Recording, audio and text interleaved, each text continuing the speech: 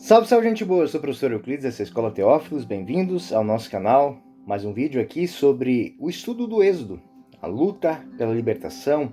Nós estamos fazendo um estudo do capítulo 7 ao capítulo 11, essa busca da libertação.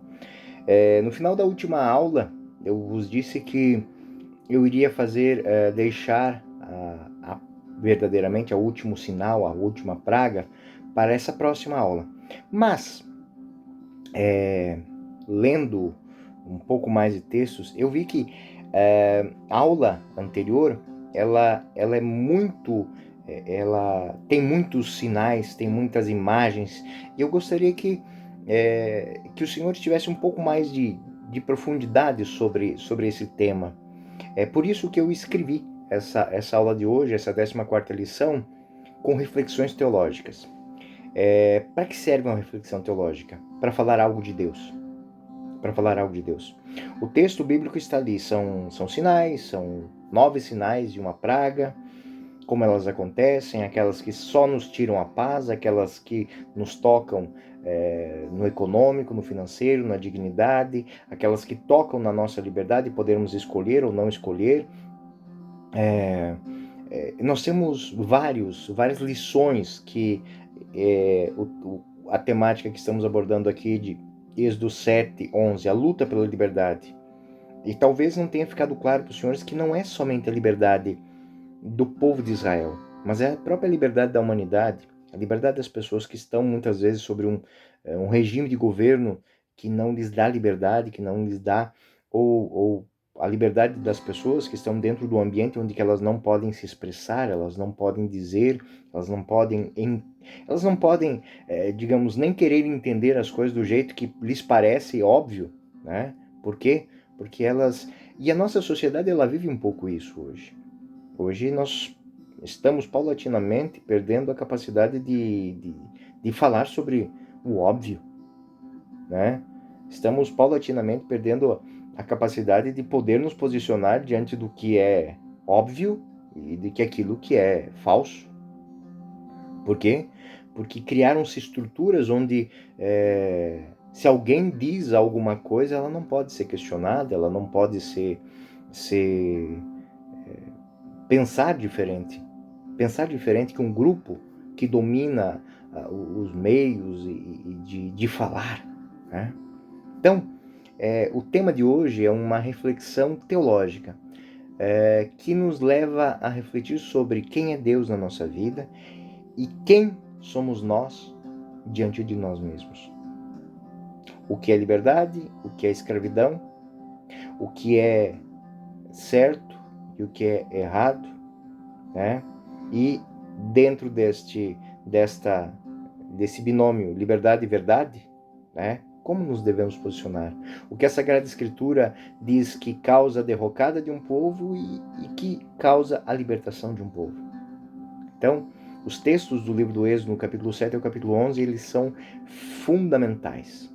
E a reflexão teológica vai mostrar como esse pensamento de Êxodo 7, 11 repercutiu na história da Sagrada Escritura, em outros autores, em profetas, que quando vão falar e vão dar ensinamentos, eles recorrem a isso que o livro do Êxodo já havia ensinado, né? O livro do Êxodo que é cantado, que é falado, essa saída do exército, do Egito, do povo de Israel, essa libertação, ela não veio a troco, ela não veio à custa de nada. Ela custou muito. Ela custou o convencimento das pessoas. E esse convencimento, muitas vezes, ele é duro, ele é penoso. Então, nada que nos liberta e nada que nos oprime passa despercebido a nossa capacidade de conhecer o que está acontecendo. Então, essa análise literária que fizemos na última aula, nós vamos agora fazer uma análise teológica. São páginas extremamente, 7 a 11 são riquíssimas, né? Tem grandes observações teológicas que repercutem na história da Sagrada Escritura. E eu pesquisei algumas coisas que acho muito bom deixar claras para o senhor. Primeiro, o tema das lições que Deus dá aos egípcios, ao faraó, são temas didáticos. É uma lição teológica. É uma lição onde Deus quer ensinar algo sobre ele. E aí nós temos lá, liberdade e serviço, o primeiro tema teológico. Deus quer, antes de tudo, que o povo seja livre para poder servir, para se colocar à disposição de fazer transformações no mundo. Deus quer que a liberdade do povo de Israel, e ele está empenhado para que ela aconteça para que ele possa, ele, povo escolhido, levar essa liberdade aos outros. Porque somente dá valor à liberdade quem teve essa liberdade tolhida. Quem nunca perdeu a liberdade talvez não tenha noção do tamanho do que é perder a liberdade. Então o autor da narração, a partir dessa parte inicial, a história do Êxodo enfatiza o pedido autêntico de Deus para o seu povo, a liberdade. Minha liberdade é seu plano para mim. Ou seja, que eu possa ser. Deus é aquele que é. Se revelou lá aos pais. E Ele quer que seu povo também o seja. Segundo tema teológico, oposição a Deus. O plano divino, ele existe. E toda e qualquer pessoa, toda e qualquer sociedade, todo e qualquer grupo pode se opor a isso. Mas o plano divino, ele pode encontrar obstáculos à sua realização, pode encontrar oposição do homem, mas ninguém à altura de Deus.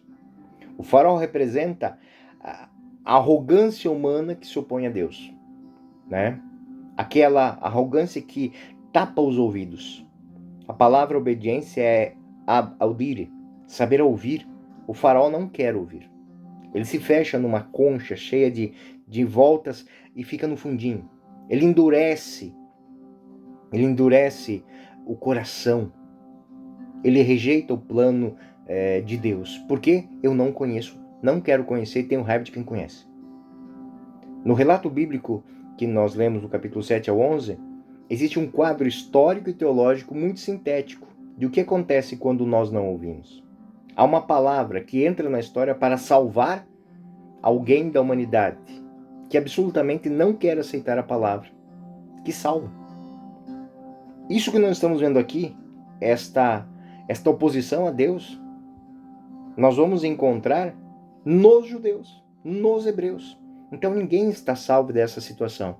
Da mesma maneira que o faraó foi duro de coração e não ouviu a palavra de Deus na boca de Arão e na boca de Moisés, os fariseus, os saduceus, os líderes do povo de Israel ao tempo de Jesus também não quiseram ouvir. Em alguns momentos eles de fato fecham os ouvidos para não ouvir o que ele estava dizendo. Eles rasgam suas roupas em escândalo. Então, o segundo tema teológico muito importante aqui é de fato isso. Não querer ouvir a Deus. Opor-se a Ele. É muito bonita a frase de Gamaliel que vai dizer assim, olha, deixem esses homens, falando dos apóstolos nos Atos, né? Deixem esses homens, deixem que eles, porque o que é dos homens não repercute, o que é de Deus repercute, e não ousemos nós combater como Deus. Do que ele está falando e ao que ele está se reportando a Êxodo 7:11.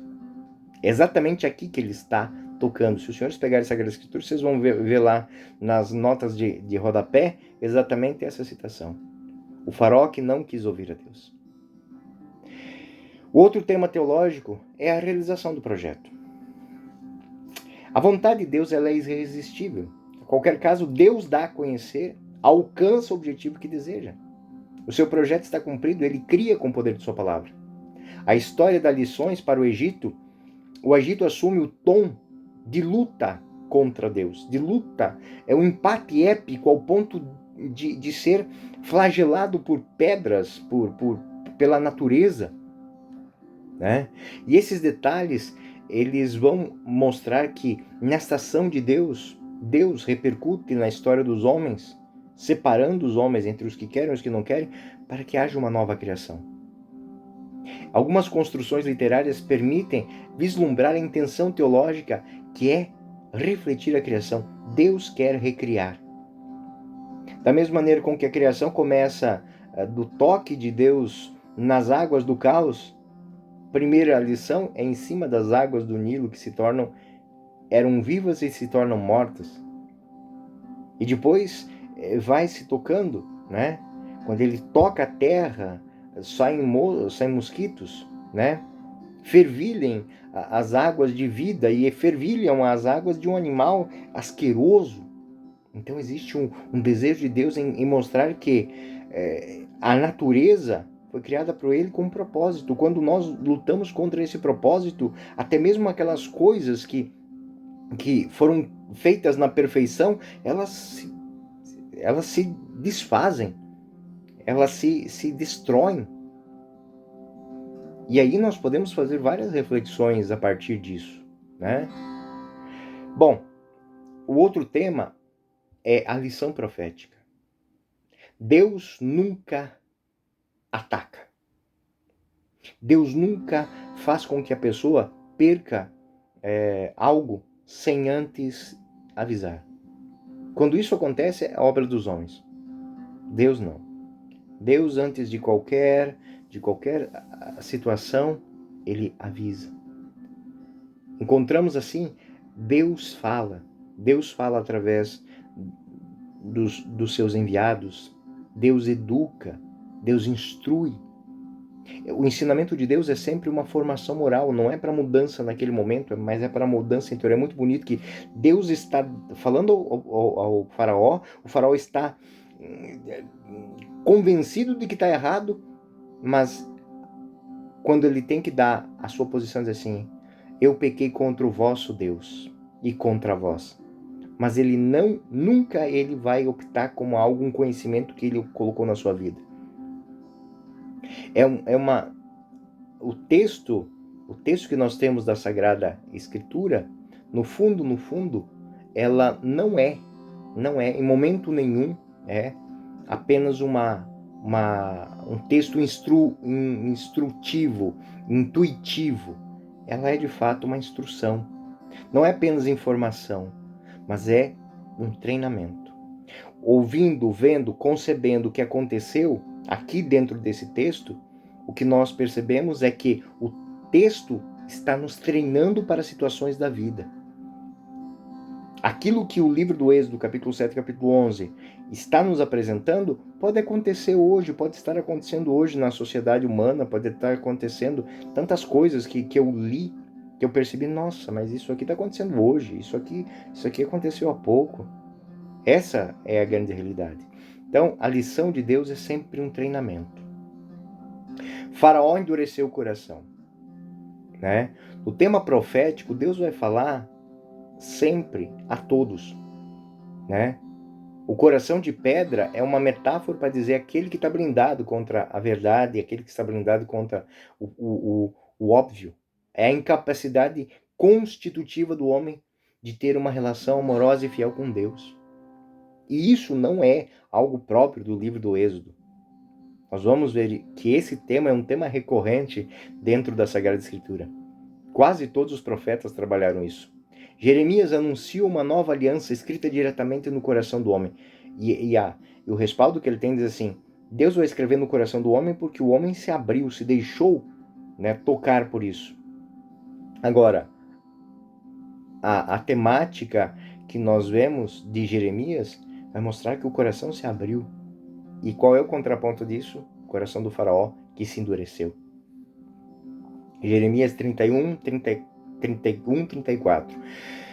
Dias irão, oráculo do Senhor, em que firmarei uma aliança com a casa de Israel e de Judá. Será diferente da que concluí com seus pais no dia que pela mão os tomei para tirar do Egito, aliança que violaram, embora fossem esposo deles. Eis a aliança que então farei com a casa de Israel, o oráculo do Senhor. Eu incutirei minha lei e a gravarei no seu coração. Então, essa expressão, ela tem o respaldo por esse texto. O faraó tinha um coração de pedra, duro. Eu vou escrever no coração de carne. O profeta Ezequiel também: eu vos darei um coração novo e vos porei o espírito novo e tirarei do vosso peito um coração de pedra e vos darei um coração de carne. Então, a longa história do Êxodo, o faraó, é um tipo, um símbolo, um personagem teatral que nos mostra como é que se portam as pessoas de coração duro. As pessoas de coração duro, elas não amolecem o coração nem que percam tudo. O homem de coração de pedra é o faraó. E todo aquele homem que age dessa maneira, diante da verdade, diante da necessidade dos outros, é alguém que, mesmo diante de um flagrante ato de desrespeito com a sua própria capacidade de raciocinar, ou seja, o faraó estava cercado de verdade, mas queria se manter numa bolha de mentira. Os servos do faraó, eles temem a Deus, trazem os escravos e os gados para dentro de casa, porque eles sabem que Deus já fez tudo aquilo, vai fazer de novo. Eles não querem sofrer isso, mas eles têm medo do faraó. Outros deixam seu gado no campo porque sabem que estão sob o olhar do faraó. E eles não querem se posicionar contra o faraó. E aqui é outra reflexão, né? Mesmo diante da lógica das coisas, tem muitas pessoas que têm medo do ambiente social que vivem. A pessoa está vendo paulatinamente as coisas acontecerem e não muda de jeito, não muda de vida. Por quê? Não, é porque ela tem medo do que vão pensar dela. Aqui, Deus está ensinando, Deus está falando, Deus não quer arruinar ninguém. Quem se arruina são as pessoas que não abrem mão da sua posição. O faraó não abriu a posição de faraó e muitas pessoas não abrem a posição de escravos. Porque não sabem viver outra vida. Eu sou escravo, então se eu deixar de ser escravo, eu vou ser o quê? O Senhor endureceu o coração do faraó. É outro estágio. O faraó endureceu o coração. E Deus endureceu o coração do faraó. Por quê? Porque é um embate interno. É um embate aqui. Eu não quero você como meu Deus. Eu não quero te reconhecer. Uma coisa é eu não quero que os outros saibam que eu reconheço você. Outra coisa é eu não reconhecer. Esse refrão, Deus endureceu o seu coração, ele é muito recorrente na Sagrada Escritura, inclusive nos Evangelhos, né? Os milagres que Jesus faziam as pessoas verem maravilhas, né? A parábola do rico, do Lázaro, mas a parábola do rico Lázaro é algo muito que faz a gente pensar. Ou seja, Lázaro viveu aquela vida e depois se encontrou diante de Moisés. O rico viveu na opulência e depois ficou lá no Sheol, no sofrimento. Mas mesmo diante da verdade, que ele tinha que mudar de vida, o que ele faz? Ele quer usar os outros, né, para benefício próprio. Então vai na minha casa e diz assim, seja a dureza daquela pessoa que não vê que ele fez tudo de errado, né?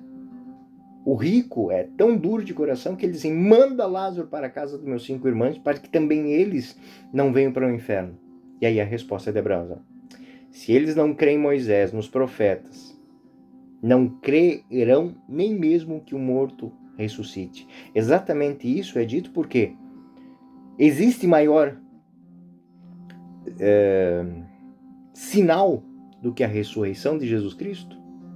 E o que os hebreus fizeram, o que os judeus fizeram?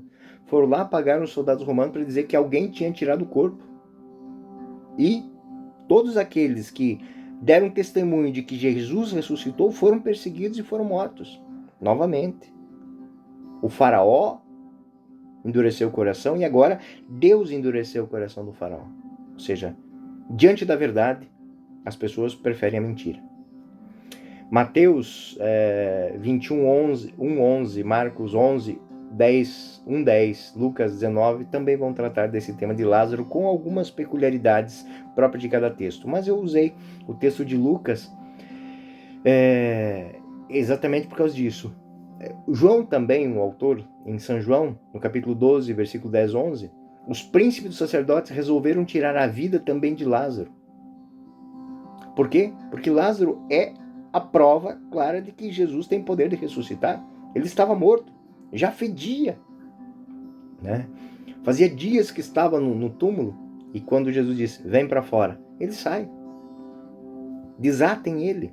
E aí queriam matar Lázaro, porque Lázaro era um sinal permanente no meio do povo. Era um sinal que estava no meio do povo. Por causa da pregação, do anúncio da palavra, a sua maneira de conhecer a Deus, ela entra em confronto com a hostilidade dos líderes de Israel. Por quê? Porque eles estão repercutindo aqui a dureza de coração do faraó. Né? Um leitor mais atento vai sentir que esse fato é um problema recorrente na história da humanidade. Ou seja, somos convidados a olhar para essa questão de dureza de coração como problema fundamental de toda a humanidade.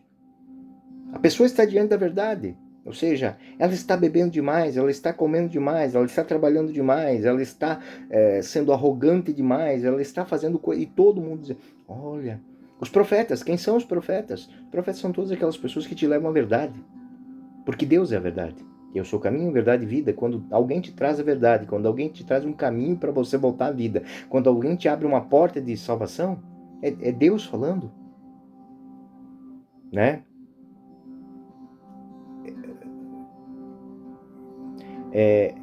Os leitores modernos desse texto talvez vão perguntar problemas de avaliação moral, de justificação do faraó, né? Faraó histórico. Não, o texto não está falando de um faraó histórico, o texto está falando de um faraó teológico, que é a repercussão de todos estes homens que não ouvem a Deus, que endurecem o seu coração diante dos outros em relação a Deus e endurecem o seu coração diante de si mesmos em relação a Deus. O personagem é um tipos. É uma tipologia de um tipo de homem que obstinadamente se fecha a Deus. O leitor deve, cada um dos senhores deve aprender que o texto, ele não está determinando uma pessoa ou outra, ele não está fazendo juízo de moral de uma pessoa ou outra, mas ele está falando de todas as pessoas que agem como o faraó. E quando fala do faraó, a maneira com que o faraó age perante os outros homens e como o faraó age diante de si mesmo, diante de Deus. Esse é o valor profético desse texto. Né? O valor profético de falar à humanidade inteira, a todas as pessoas. Outro tema é que o texto profético, ele é belo e significativo, por quê? Porque ele é um convite. E aí, se você não voltou para mim, ou seja, quando nós não voltamos para Deus.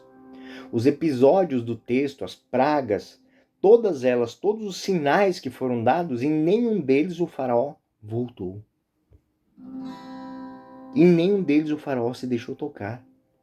Em nenhum deles o faraó abriu mão do que ele era. E todas as vezes que ele diz, estou arrependido diante de vocês, mas não diante de mim. E nunca o faraó fez esse arrependimento diante de Deus. Em muitos momentos de sua história, Israel corre o risco de ser tão teimoso quanto o faraó é. E é por isso que também tem um tom profético quando o texto do livro do Êxodo é aplicado ao próprio Israel. O profeta Amós, ele diz que a boca de Deus se abre com ele. E quando a boca de Deus se abre, ela está avisando. Amós 4, 6, 12. Por isso permiti a fome a todas as vossas cidades, a penúria de pão a todas as vossas localidades, mas não vos voltaram para mim, oráculo do Senhor. Até mesmo Israel, que com todo esse conhecimento, toda essa história, muitas vezes voltou as costas para Deus. Uma palavra terrível, a proclamação do profeta Amós, preparai-vos para o encontro. Essa palavra do profeta Amós é exatamente isso. Eu dei lições, eu dei ensinamentos, eu falei, eu instruí. Primeiro eu só tirei a paz de você. O livro do Êxodo, os sinais do Êxodo, até o quarto sinal, eles são tocados no que? Eles são incomodados. Água, sangue, mosca, mosquito, sapo. A partir dali, úlceras. A partir dali, o gado que morre, o granizo. Mas todas essas, até a nona lição, até o nono sinal, eles são avisos. Quando nós não avisamos, então a palavra do profeta Amós. Preparem-se para o encontro. E o encontro foi aquilo. É destrutivo. Foi tocado naquilo que lhe é mais valioso. Tudo que o faraó fazia era para crescer. Então, esse texto, ele quer dizer que Deus continua a admoestar a humanidade.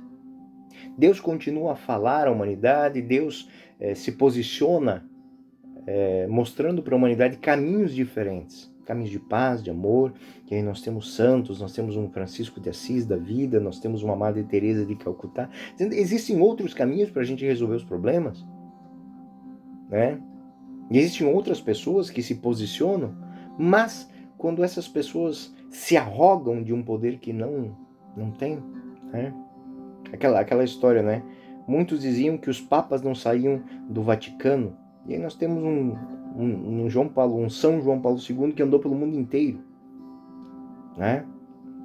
Mas quantas pessoas ouviram o que ele tinha a dizer para falar? Espero que nós tenhamos ouvido. Em todos os tempos, houveram verdadeiros heróis que falaram em nome de Deus, que mostraram o caminho, com sinais de Deus, indicações. Mas são também inúmeros faraós que a gente tem na história. Faraós que destruíram nações, que destruíram sociedades, que destruíram culturas por causa da dureza de coração diante do óbvio. E qual é o óbvio de Deus? O seu amor. Se Ele nos criou do nada por seu amor e vem ao nosso encontro e deu seu Filho para nos amar, é por um ato de amor. A grande instrução da história, a grande instrução da lei de Deus, desde a Torá, passando pelo Deuteronômio, até as palavras de Jesus, amai-vos uns aos outros como vos ameis, eles são sempre uma lição de amor. Deus dá tantos sinais, Jesus deu tantos sinais, multiplicou pão, curou esse, curou aquele, expulsou demônios, ressuscitou pessoas, caminhou sobre as águas. São sinais que nunca tocaram na vida de alguém, que nunca denegriram a vida de alguém. Tem uma cena muito interessante do Evangelho que a mulher adúltera está, as pessoas estão com pedras em volta, diz: quem não tiver nenhum pecado, que atire a primeira pedra. Um a um foram embora, mas ele não citou o pecado de ninguém. Foi uma autoacusação. Eu tenho pecados. Então, nessa estrutura, a lição de amor de Deus, ela é manifesta. Dentro de Êxodo 7, Deus está dando avisos, até o momento em que só existe uma maneira de resolver essa situação. E eu não vou perder o meu povo, e o meu povo não vai perder a liberdade porque você não quer dar liberdade. Não só o meu povo é teu escravo, mas o teu próprio povo é escravo de você. E a ninguém Deus dá esse poder. O livro do Deuteronômio é uma reflexão do significado e o valor do livro do Êxodo. O que nós estamos lendo aqui em Êxodo 7:11, nós vamos ler também em Êxodo 8:2-5, no Deuteronômio 8. O texto de Deuteronômio 8 diz o seguinte: lembra-te de todo o caminho por onde o Senhor te conduziu, durante 40 anos no deserto, para humilhar, provar-te, para conhecer os sentimentos de teu coração e saber se observarias ou não seus mandamentos. Humilhou-te com fome e deu-te o sustento do maná, que não conhecias nem tinha conhecido os teus pais, para ensinar-te que Deus não vive que o homem não vive só de pão, mas de tudo que sai da boca de Deus.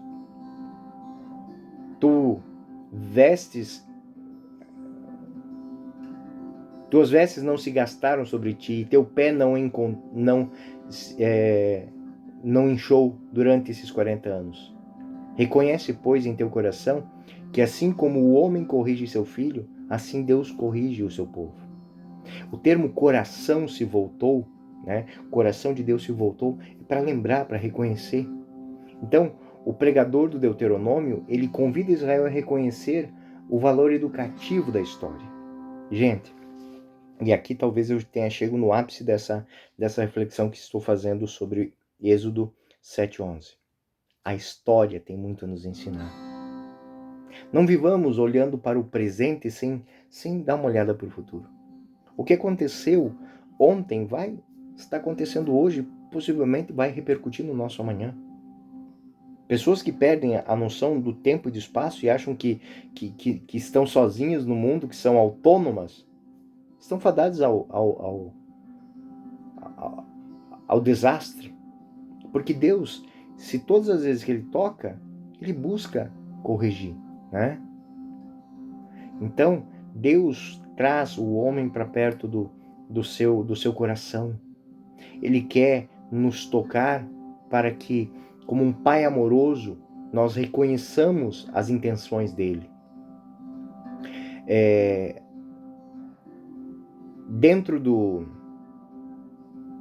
Êxodo existe um momento em que os próprios sábios do Egito, eles se questionam, mas gente, será que este homem não está vendo que ele está arrebentando com o nosso povo? Os conselhos dos sábios. A história sempre tem pessoas que tiveram uma capacidade de se abrir um pouco mais à luz de Deus, que tiveram mentes iluminadas, que agiram de maneira profética, dizendo, e nós temos na nossa história, né? Eu vou fazer um questionamento. Este ano você já leu alguma coisa escrita pelo Papa?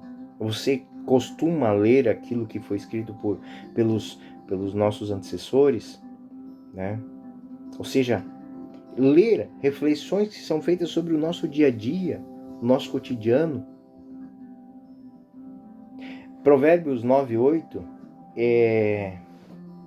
ele diz, tem uma frase muito interessante: não repreenda o estúpido, pois ele te odiará. Repreende o sábio, ele te amará. Ou seja, aqui entra uma outra coisa.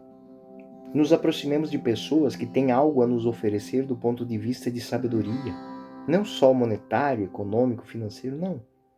Saibamos ouvir pessoas que a vida delas é prova de que elas estão fazendo o caminho certo.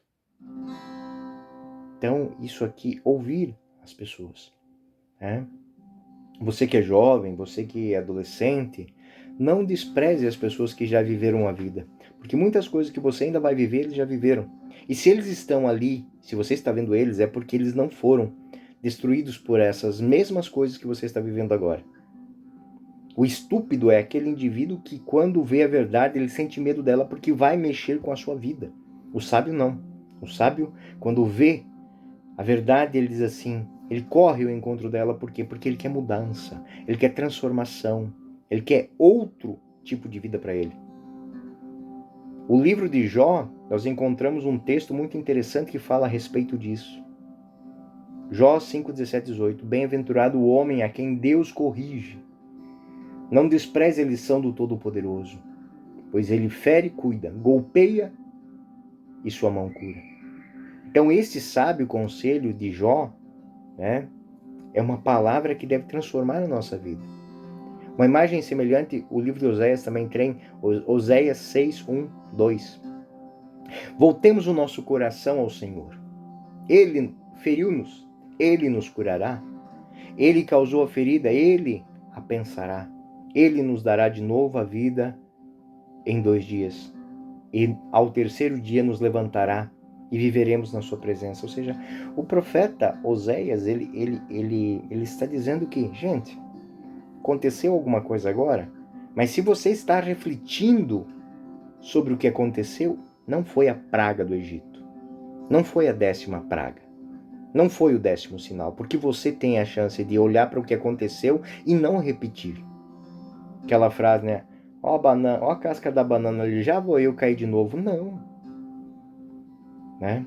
O Novo Testamento, ele também toma esses ensinamentos do livro do Êxodo e é um convite para nos corrigir.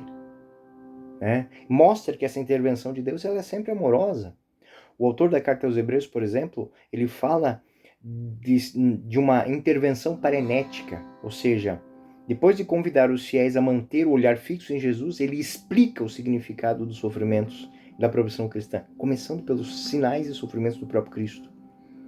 Ou seja, Cristo sofreu tudo aquilo, mas não foi por ódio de Deus, não, mas foi expressão do seu amor para conosco. Hebreus 12, 7 e 12. Estais sendo provados para a vossa correção. É Deus que vos trata como filhos. Ora, qual o filho a quem o pai não corrige? Só o filho que não é amado pelo pai. Mas se permaneceis sem a correção que é comum a todos, sereis bastardos e filhos e não filhos legítimos. Quando eu não gosto de alguém, eu deixo que se lasque. Mas quando eu corrijo, é porque eu quero bem.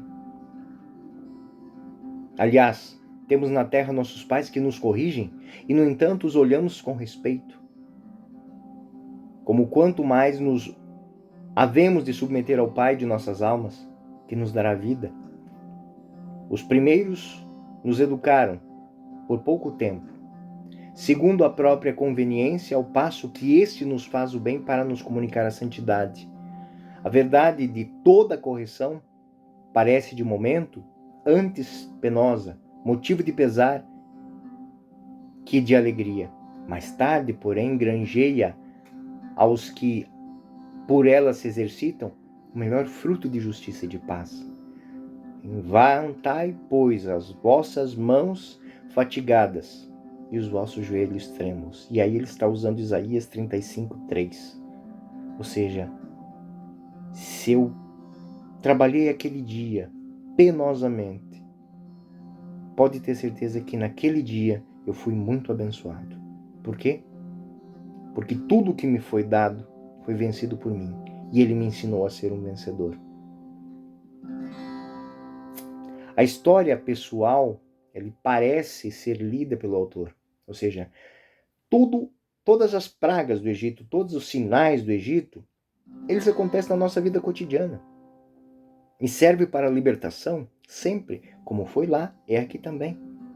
O próprio livro do Apocalipse retoma esse tema. Apocalipse 3, 19, 20. Escreve, pois, o que viste, tanto das coisas atuais como das futuras. Eis o simbolismo das 7 estrelas que vistes na minha mão e dos 7 candelabros. 7 estrelas são os anjos das igrejas e os 7 candelabros das 7 igrejas. O Senhor diz para repreender, para castigar as chagas do Egito, portanto, são lições de Deus para o seu povo. Quando a gente machuca a mão fazendo alguma coisa errada, a gente olha para a mão e sempre vai se lembrar do que fez de errado, né? Todos os cortes que eu tenho na minha mão, os taios que eu dei com faca, eu sei que era porque ou me faltava atenção no que eu estava fazendo, ou não deveria estar fazendo alguma coisa. Mas quando a diligência de Deus nos toca, a gente tem que entender que as lições de Deus na nossa vida, na vida da humanidade, na vida de cada homem e de cada mulher, são sempre lições de amor. Todas as lições querem levar a que eu deixe ele entrar no meu coração e viva. Viva a liberdade, que eu passe o mar vermelho e entre na terra prometida. Quando eu não faço isso, eu atraio sobre mim o flagelo das pragas do Egito, que me tiram a paz, que me tiram a saúde, que me tiram a coisa, que me tiram a dignidade e, por fim, que me fazem romper com a história, sem passado, sem presente e sem futuro. Existimos nesse mundo como se nunca tivessem vindo, se nunca tivéssemos estado aqui. Por quê? Porque nos negamos a criar neste mundo, com tudo o que aprendemos, com tudo o que somos, laços com a eternidade. Eu sou o professor Euclides, essa é a Escola Teófilos. Bem-vindos ao nosso canal. Até a próxima, fiquem com Deus e que Deus os abençoe. Esta reflexão teológica espero que seja útil para a vida dos senhores. Até o próximo.